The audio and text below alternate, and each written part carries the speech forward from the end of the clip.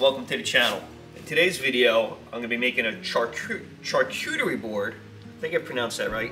Charcuterie board. I have this piece of hickory that I've had sitting around. Now I've had this piece of wood for probably about 2 years. I've made several other projects out of it. Everything from a dough bowl to actually another cutting board from this piece of material. So I think I have enough left to make another cut and make a board out of it. Let's get started.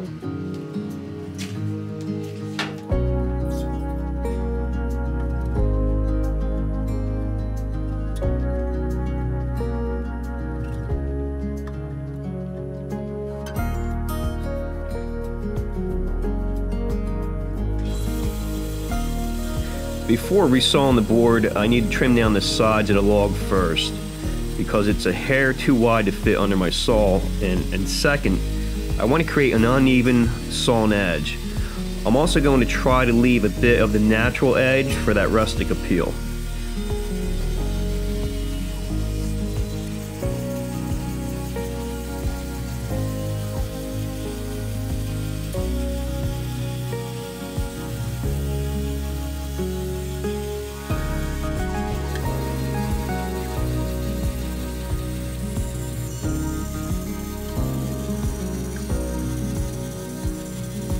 Did you see that?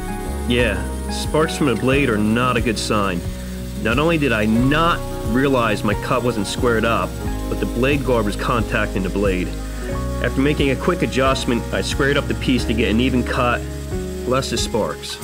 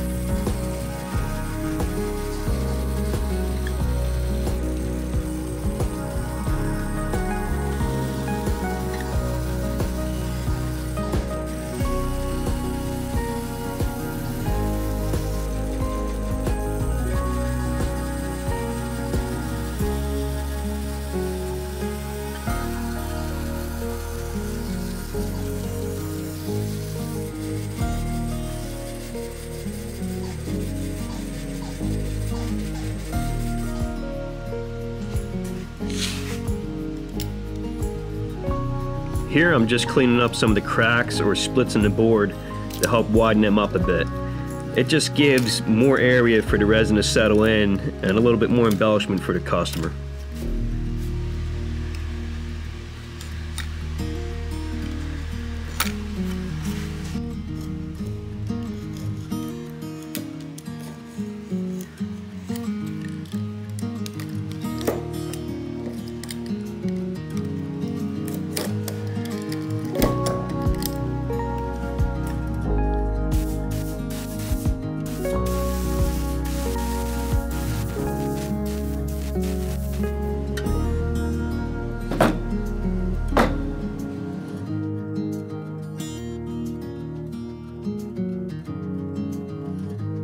To help retain the resin, I'm simply using hot glue to build dams around any of the cracks or crevices in the wood. On the sides and bottom, I'm using hot glue and clear Gorilla Tape to seal things up. This combination actually works pretty well, and I rarely run into leaks as long as I take my time with the process.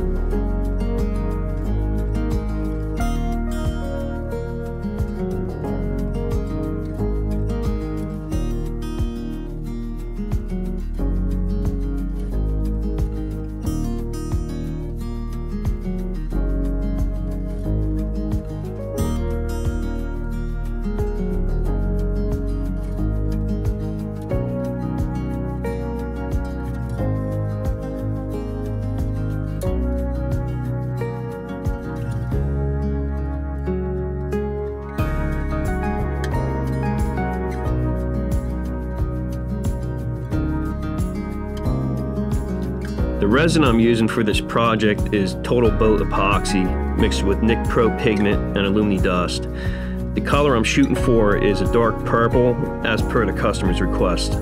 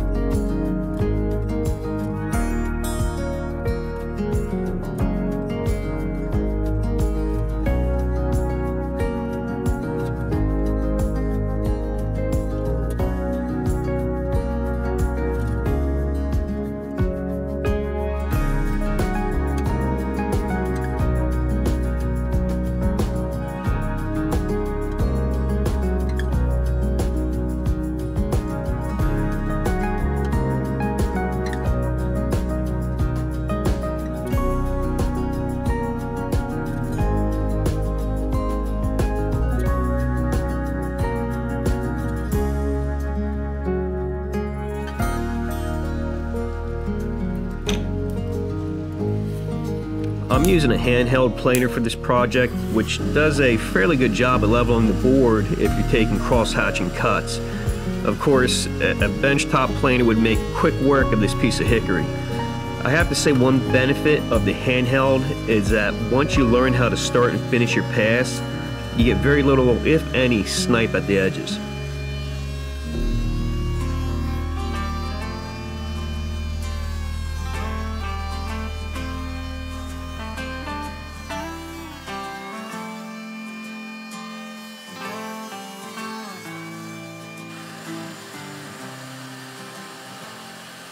I got a bit of a low spot here in the center of the board, but that's alright.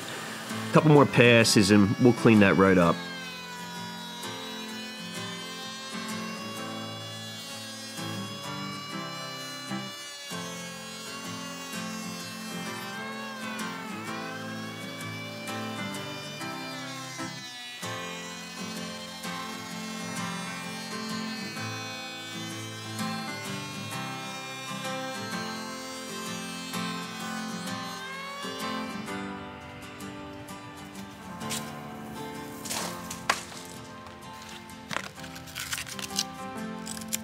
After the planing is finished, I'll come in with the orbital sander and work through 100 to 220 grit to help clean up any leftover marks.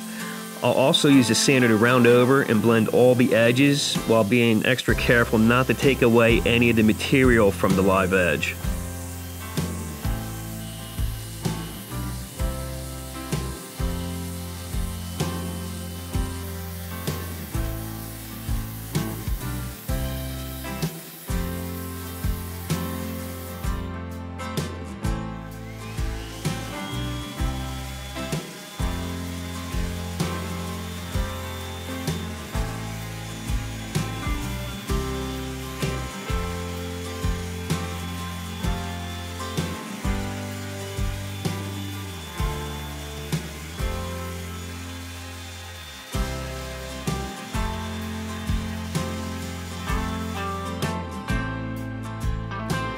Since this charcuterie board will definitely be used in food preparation, I'm going to use pure unrefined linseed oil to treat the wood.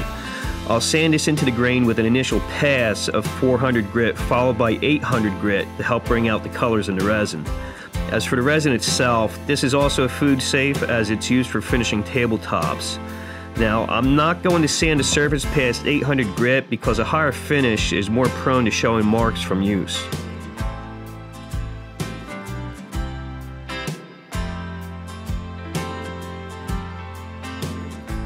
To finish off this board, I'm going to carve 9 to 10 ounce leather straps for the handles.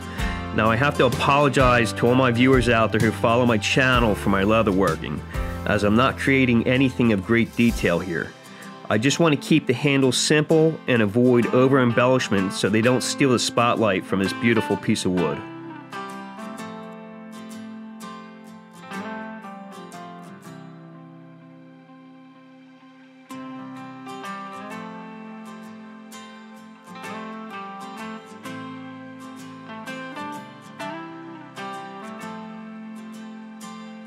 I'll be chasing the perimeter of the strap with some colored thread for added embellishment.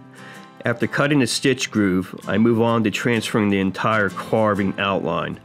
For these straps, I'll be doing a simple inverted carving with some camouflage stamping to add details for the color scheme and antique, which I'll be applying later on.